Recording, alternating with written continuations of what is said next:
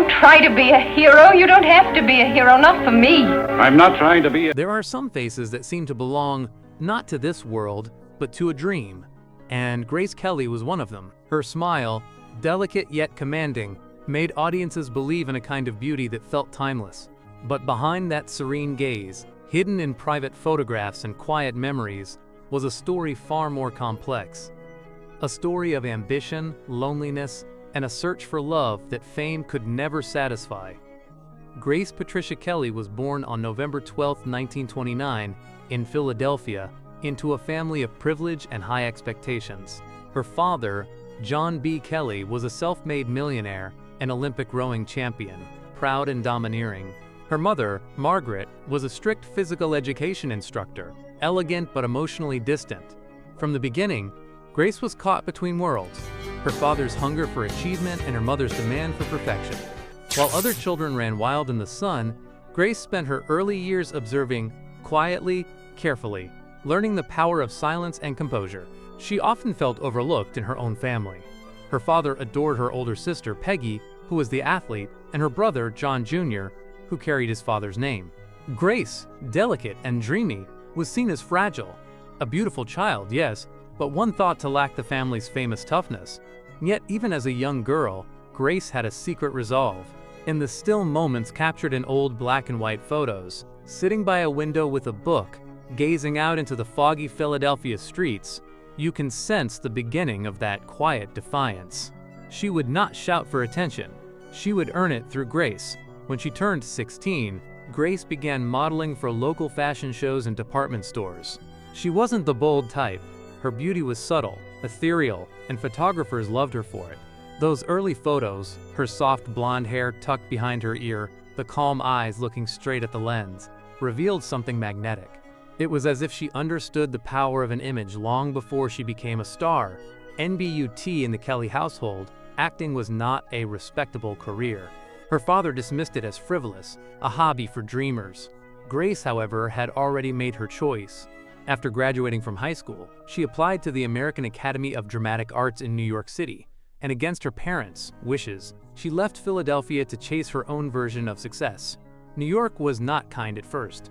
Grace lived in a small apartment at the Barbizon Hotel for Women, working part-time as a model to pay her bills. She'd walk to acting classes through the cold Manhattan streets, wrapped in her mother's old coat, carrying a calm determination that surprised even her teachers. They described her as disciplined, focused, and graceful in every gesture. She wasn't loud or desperate like many aspiring actresses. She let stillness do the talking. And in her spare time, Grace wrote letters home to her family. Always polite, always grateful, even when she was lonely. Many of those letters still exist today, neatly written in cursive, full of longing and quiet hope. One line in particular captures her soul. "I may look calm, but inside I'm always trying to prove that I can be more than they believe." And it wouldn't take long for the world to see that she was right.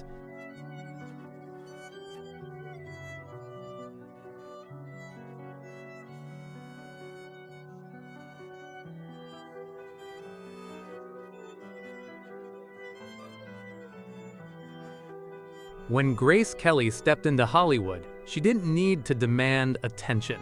She commanded it simply by existing.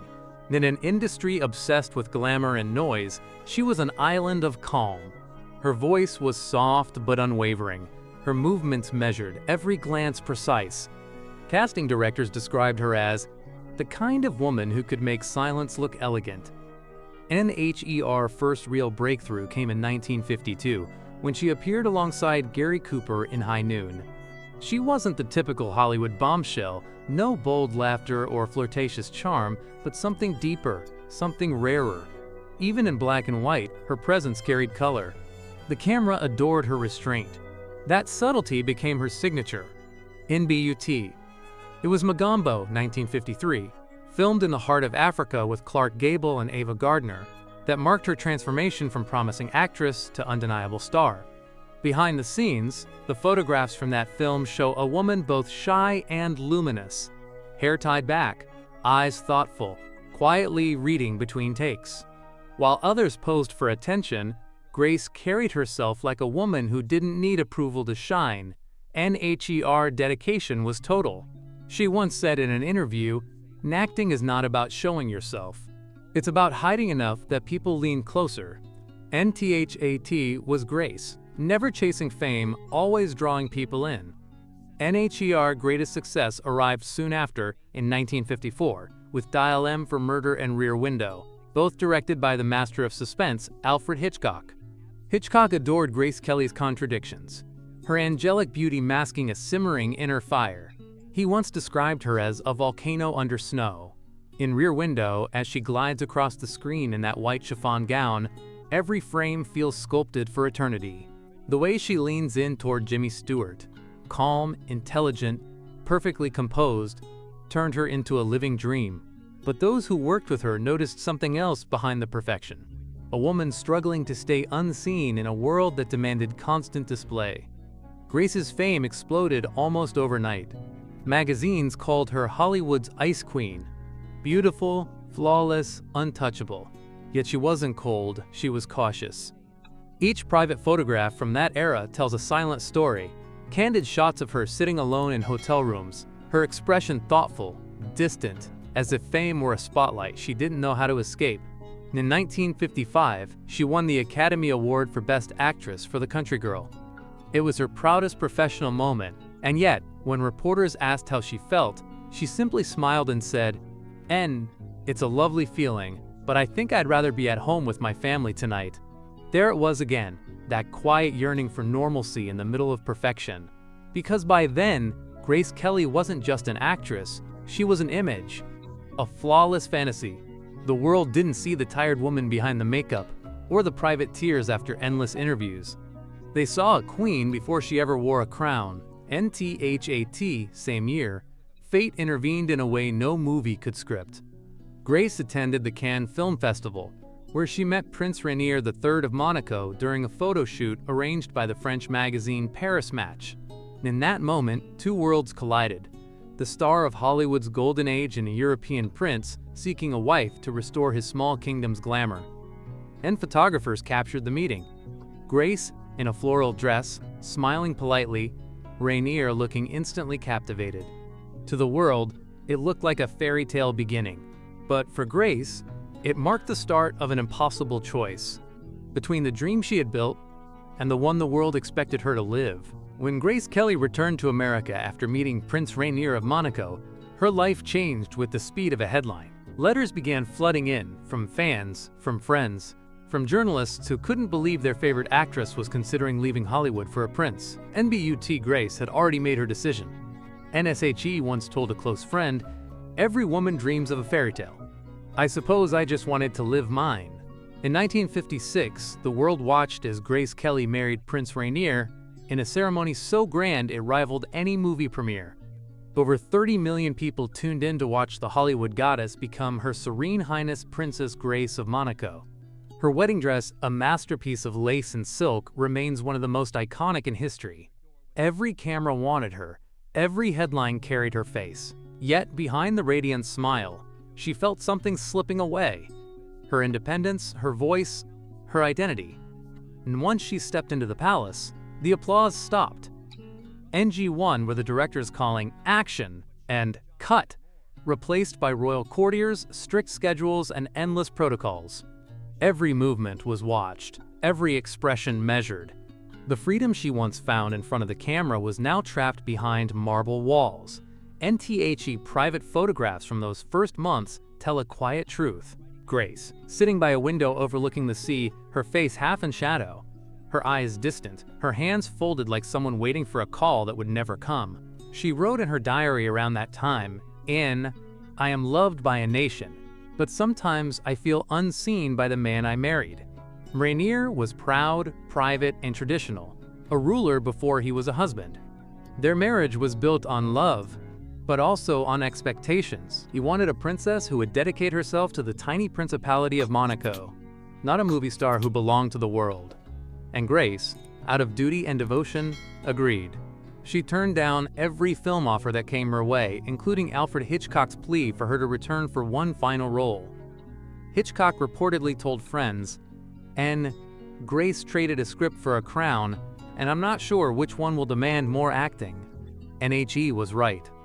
Grace's life became a performance of a different kind. She smiled at public events, kissed her children for the cameras, and waved from palace balconies. But in private, she struggled with loneliness. She missed the simple things: late-night rehearsals, laughter on set, even the nervous excitement of stepping into a new role. NTHE Royal Palace was breathtaking, yet it was also isolating. Monaco's grandeur felt like a stage without an audience. Her letters to friends became shorter, her appearances more polished. Every photograph of her as princess shows the same perfect posture, elegant, serene, yet somehow far away, as if she were looking past the lens into a world she could never return to. And yet, Grace tried to adapt. She found new meaning in her children, Princess Caroline, Prince Albert, and Princess Stephanie, and devoted herself to charity work, promoting arts and education. The people of Monaco adored her. She became their symbol of grace, poise, and kindness. NBUT. Even then, her heart remained divided, half in the palace, half in Hollywood. NSHE once confided to a friend, "Sometimes I wonder who Grace Kelly really was, the woman on screen or the princess they see now." NHER private photos from that era, the ones rarely published, reveal her true self. Sitting barefoot on a balcony, hair loose. Reading scripts she knew she'd never perform again. Smiling softly at her children but with eyes that still carried a trace of longing. NSHE had gained a crown, but lost the stage that gave her soul its rhythm. Grace Kelly had everything: beauty, power, admiration. Yet she longed for something no crown could give, the right to simply be herself.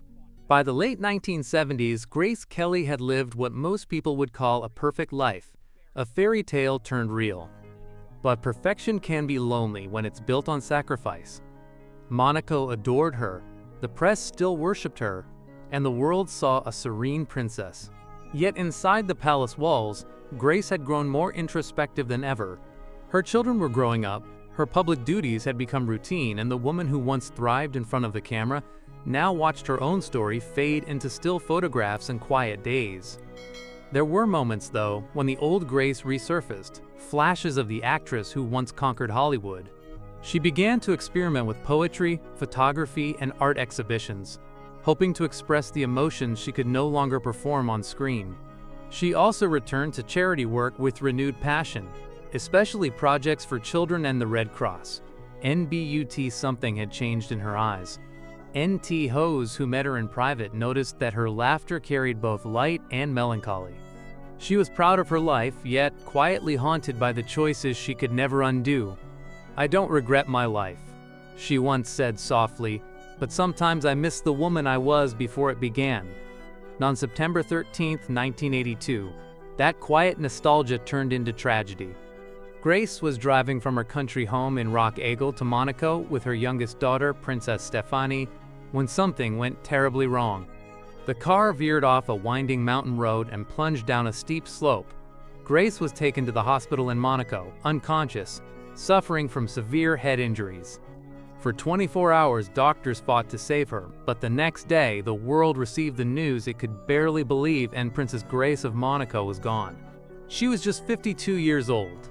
NTHE official reports said she had suffered a stroke while driving, losing control of the car, but rumors quickly followed. Some claimed the car's brakes failed. Others whispered about the stress she'd been under. The palace dismissed speculation, but mystery clung to her death, just as elegance had clung to her life. NTHE private photographs from that summer, the last ones ever taken, show Grace in moments of rare peace. Sitting under the sun with a book, walking barefoot through her garden, laughing with her daughters. They weren't staged, not posed for magazines. They captured her as she truly was, older, wiser, softer, and perhaps finally at peace with her contradictions. NHER funeral was a global event. Hollywood legends, royalty, and ordinary fans filled the small cathedral of Monaco.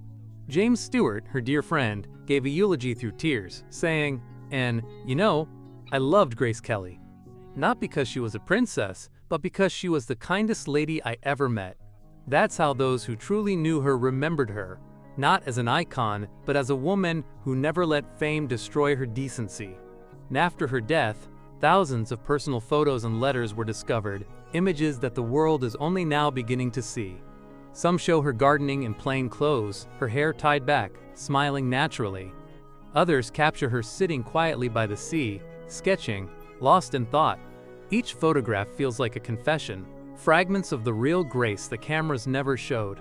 And over the decades, her legend has only grown. Grace Kelly remains the eternal symbol of beauty, grace, and poise. The woman who proved that elegance is not about perfection, but about restraint. She changed what it meant to be a star, and later, what it meant to be a princess. And yet, her untold story, hidden in those private photos, reveals something deeper, that behind every perfect image lies a human heart longing for freedom. Grace Kelly's life was a masterpiece painted with light and shadow. NTHE World remembers the princess. NBUT somewhere, in those silent photographs, still lives the woman who once said, "I want to be remembered not for the crown, but for the moments no one saw."